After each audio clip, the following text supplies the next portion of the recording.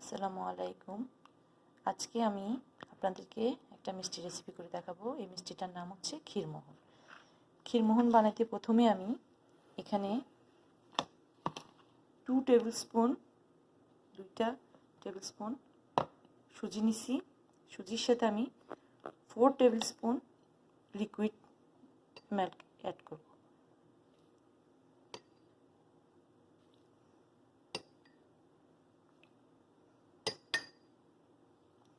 এরপর এটাকে একটু ভিজিয়ে রাখবো। এটা ভিজে একদম ফুলে উঠবে।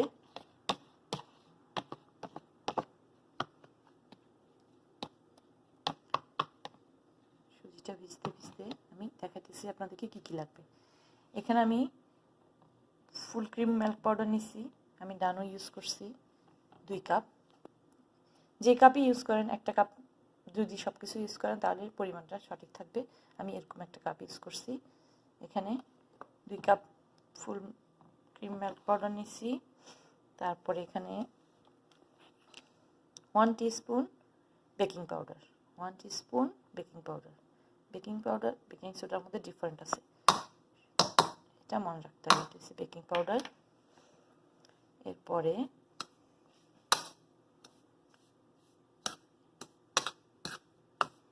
এখানে আমি দিব, এখন এখানে আমি 4 টেবিল স্পুন ময়দা দিয়ে দিতেছি। 4 টেবিল স্পুন। 1 কাপ দুধ পাউডারের জন্য 2 টেবিল স্পুন ময়দা, এটা মনে রাখতেই হবে।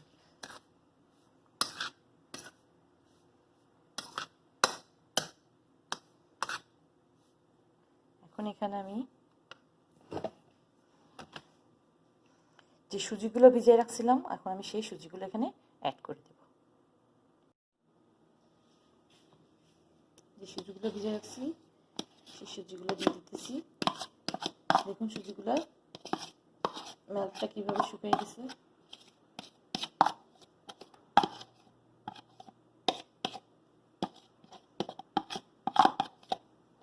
এর সাথে আমি এখানে 2 টেবিল স্পুন ঘি দিব।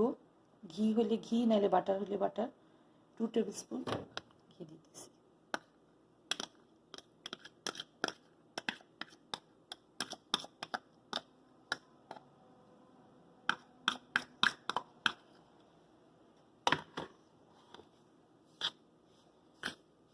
এখন এই সবগুলোকে আমি আস্তে আস্তে লিকুইড মিল্ক দিয়ে এটাকে একটা সফট স্টিকি ডো বানাবো।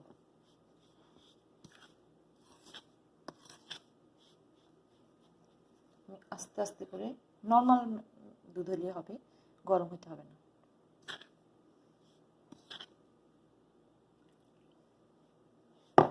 অল্প অল্প করে দিবেন, তাহলে বেশি শক্তও থাকবে না, বেশি নরম হবে না। একটু নরম হলে সমস্যা নেই, ডোটা ধরার পরে একটু নরমই থাকে, তারপর আস্তে আস্তে ঠিক হয়ে যায়। আমি এখন এটা করে দিচ্ছি।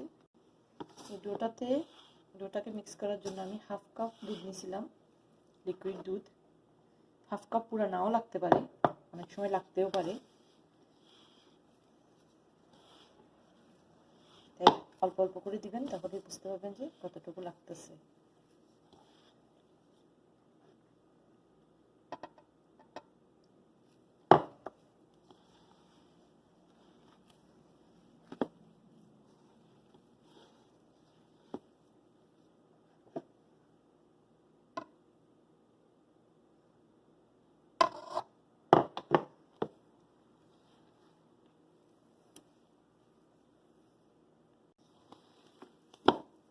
এরকম একটা স্টিকি ডো হয়েছে। আমাদের ডোটা হয়ে গেছে। এখন আমি আমার হাতটা ক্লিন করব।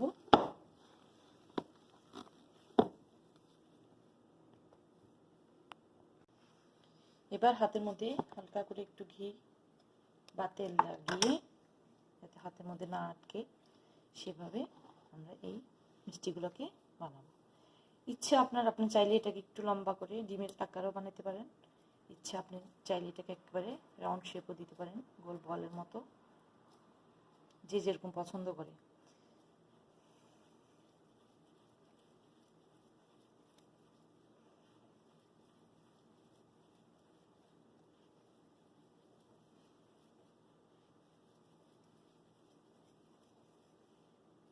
আজকে আমি গোল বলের মতন করলাম।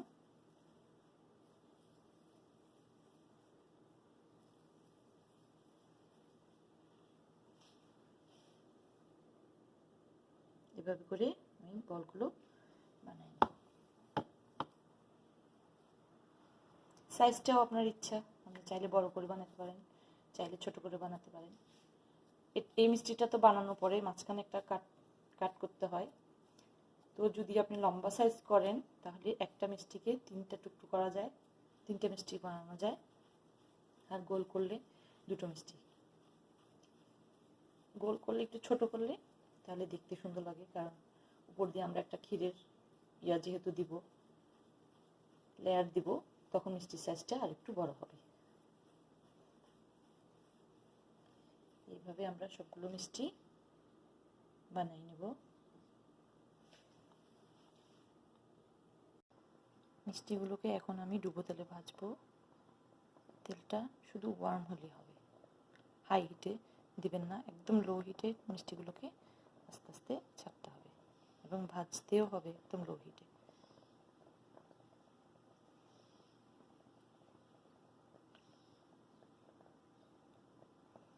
মিষ্টিগুলোকে বারবার উল্টাই দিতে হবে, নাড়াচাড়ার মধ্যে রাখতে হবে যাতে চারপাশ ভালো করে হয়। চুলার হিট একদম কমে রাখবেন, প্রথমে একদম কমে রাখতে হবে। যখন এগুলো ব্রাউন কালার আসবে তখন একটু মিডিয়াম হিটে দিয়ে তারপরে এগুলোকে আমি কড়াইটাকে একটু ধরে নাড়িয়ে দিলাম, আস্তে আস্তে হইতে থাকুক।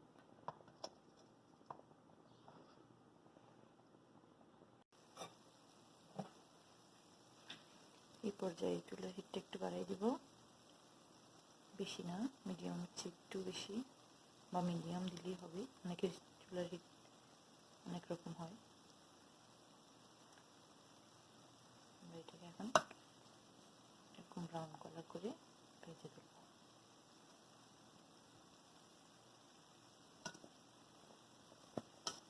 মিষ্টির মধ্যে যে ক্র্যাকগুলো আসছে, যদি সুজিটাকে একটু বেশি 10 মিনিটের মধ্যে ভিজিয়ে রাখা যায় তাহলে এই ক্র্যাকগুলো আসে না।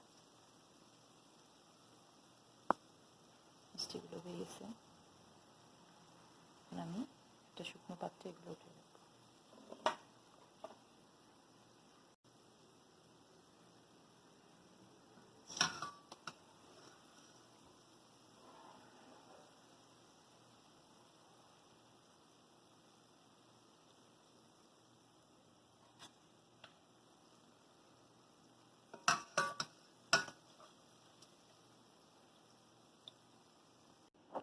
মিষ্টিগুলো সব ভাজা হয়ে গেছে।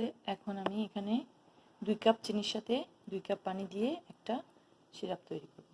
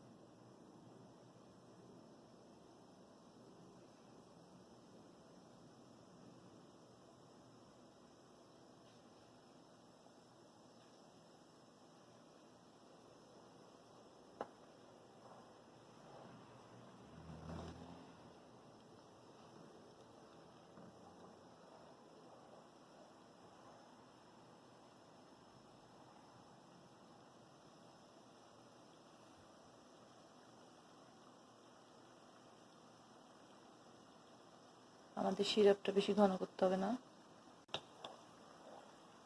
আমাদের শিরাটা হয়ে গেছে। এখন আমি এখানে মিষ্টিগুলো দিয়ে দেবো।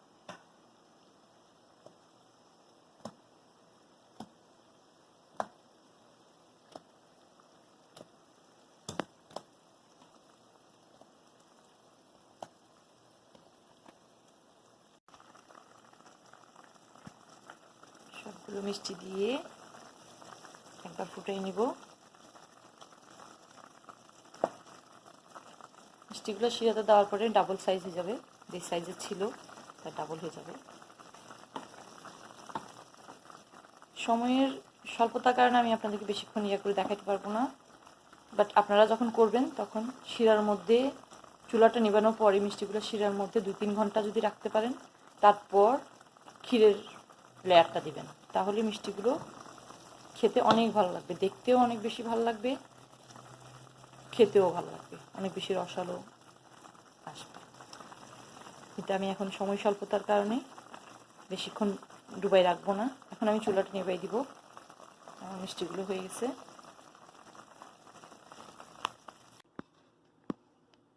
মিষ্টিগুলোকে এখন আমি হাঁড়ি থেকে উঠাই নিব, অর্থাৎ শিরা থেকে উঠাই নিব। আপনারা চেষ্টা করবেন যাতে 2 ঘন্টা, অ্যাটলিস্ট 2 ঘন্টা মিষ্টিগুলো শিরাতে যেন থাকে, তারপর উঠাই বাকি যে ইয়েটা আছে, বাকি যে স্টেপটা আছে আমরা ওইটা করব। আমি আপনাদেরকে এখন করে দেখাচ্ছি।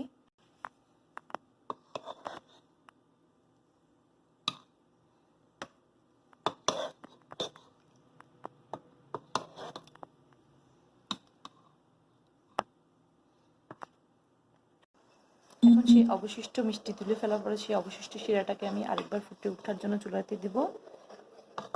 এই শিরাটা দিয়েই আমরা এখন ক্ষীরমোহনের ক্ষীরটা বানাবো। ক্ষীরটা বানাইতে আমি 3 কাপ মিল্ক পাউডার নিছি, 3 কাপ। এরপর 6 টেবিল স্পুন ঘি নিছি, এটা লাগবে একটু ডোটা একটু মসৃণ হওয়ার জন্য। শিরাটা একবার ফুটে উঠুক ভালো করে, তারপর আমি পাউডারটা দিয়ে দেব।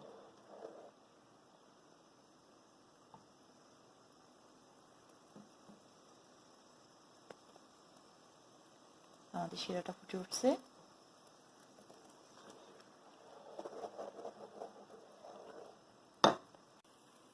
এখন এখানে আমি সেই 3 কাপ পাউডার মিল্কটা দিয়ে দিতেছি। চুলাটা একদম কমাই দিতে হবে।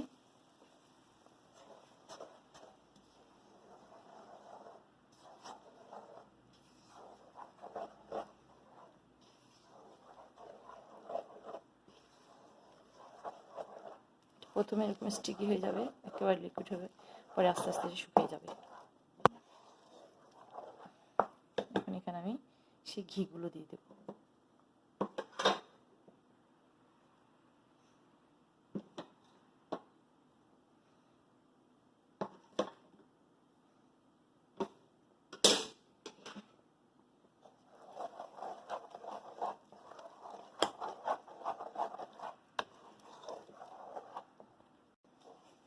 আমি ক্ষীরটাকে একদম শক্ত করবো না চুলার উপরে, কারণ এটা চুলা থেকে নিচে নামালেই ঠান্ডা হইতে হইতে এটা অনেক শক্ত হয়ে যাবে। তাই আমরা চেষ্টা করব একটু নরম এটাকে নামানোর জন্য।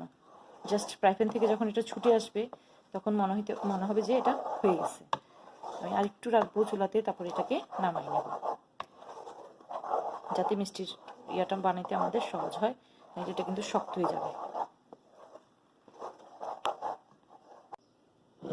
আমাদের ক্ষীরমোহনের ক্ষীর রেডি।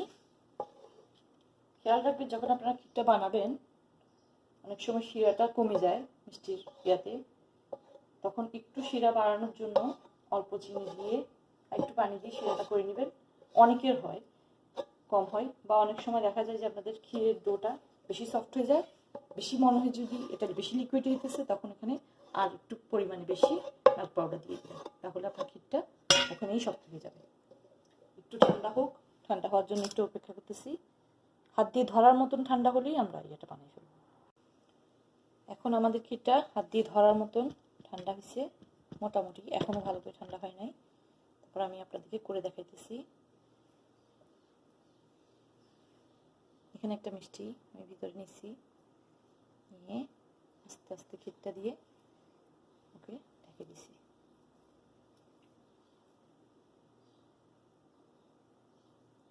হাত তো অবশ্যই পরিষ্কার করবেন। এরপরে হাতে একটু ঘি লাগাই নেবেন, যাতে বাহিরের ইয়াটা একটু মসৃণ হয়। আমি আপনাদেরকে আরো কয়েকটা করে দেখাইতেছি। প্রথমে হাতে একটু ঘি নিলাম, তারপরে ক্ষীরটাকে নিলাম,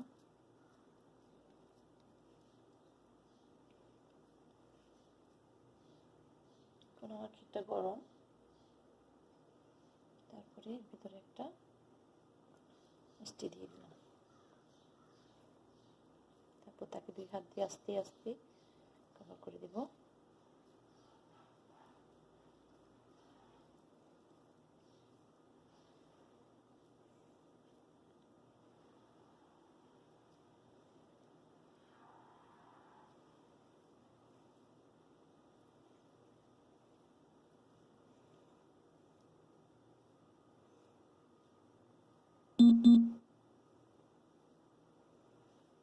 এভাবে আমরা সবগুলো মিষ্টি ক্ষীর দিয়ে কভার করে নেব।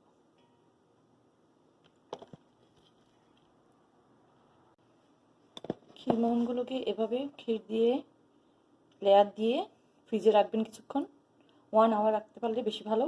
তারপর এটাকে বের করে কাটবেন। যদি সাথে সাথে কাটতে যান এটা হবে না। আমি এখন বেশিক্ষণ রাখতে পারি নাই ফ্রিজে। যদি 1 আওয়ার রাখা যায় তাহলে এগুলো শক্ত হয়ে যায়, কাটতে খুব সুন্দর হয়। আমি আপনাকে থেকে একটা কাটি দেখাইতেছি।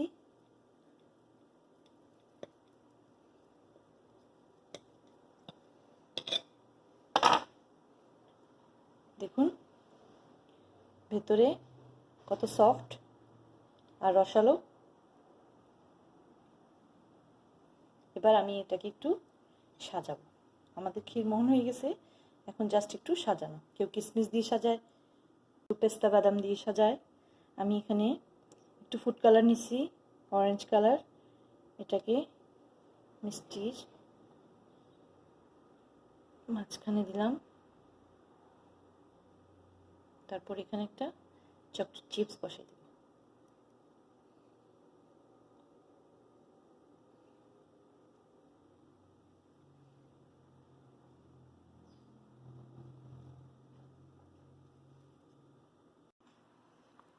এভাবে আমি আমার সব মিষ্টিগুলোকে কেটে সাজাবো। আমি আপনাদের জন্য অল্প কয়েকটা মিষ্টি এখানে কাটছি, কেটে দেখাইছি। মিষ্টিগুলোকে ফ্রিজে অবশ্যই রাখবেন, 1 আওয়ার রেখে তারপরে কাটবেন, তাহলে সুন্দর করে কাটতে পারবেন। আর যদি সাথে সাথে কাটেন তাহলে কিন্তু একটু দেখতে এরকম বেঁকা তেরা মনে হবে। দেখছেন? আপনাদের ইচ্ছা, আপনারা চাইলে চকলেট চিপস দিয়ে সাজাতে পারেন, চাইলে কিশমিশ দিয়ে, চাইলে পেস্তাশু দিয়ে, বাদাম দিয়ে, যে যেভাবে সাজাতে চান। অনেকে আছে মাঝখানে একটা লং দেয় দেখতে সুন্দর লাগার জন্য। ট্রাই করবেন, যদি ভালো লাগে সাবস্ক্রাইব করবেন, দোয়া করবেন সবাই আমার জন্য, এবং সবাই ভালো থাকবেন। আসসালামু আলাইকুম।